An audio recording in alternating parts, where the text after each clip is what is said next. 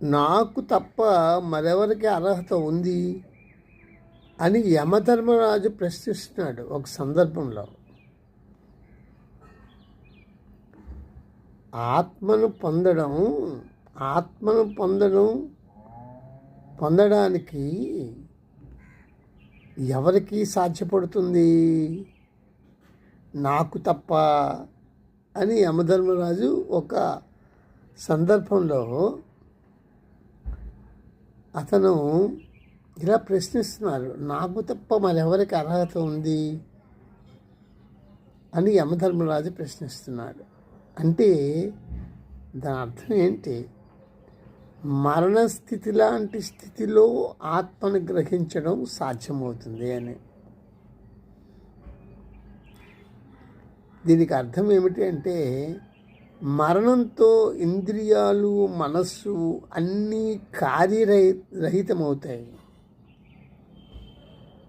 అదేవిధంగా ఇంద్రియాలు, మనస్సు రాహిత్యాన్ని పొందినప్పుడు, అంటే ఇంద్రియాలకు, మనస్సుకు అతీతమైన ఒక స్థితిలో ఆత్మను గ్రహించగలమే తప్ప ఇంద్రియాలతోనో మనస్సుతోనో దాన్ని తెలుసుకోలేమని ఇక్కడ దీని అర్థము.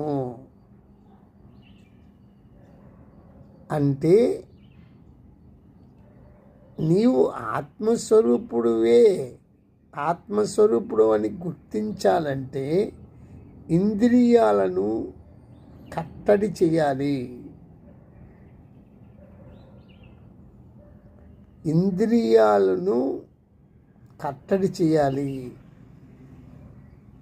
అంటే ఇంద్రియాలు కంట్రోల్లో ఉండాలి, మనస్సు కంట్రోల్లో ఉండాలి. మనస్సు అంటే ఏంటి?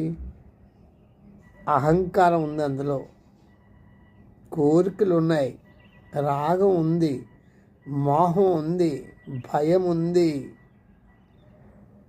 అంటే ఈ మనస్సు ప్లస్ ఇంకొకటి ఈ ఇంద్రియాలు ఉన్నాయి చూసారా, ఈ ఇంద్రియాలు పరమ నీచమైనవి.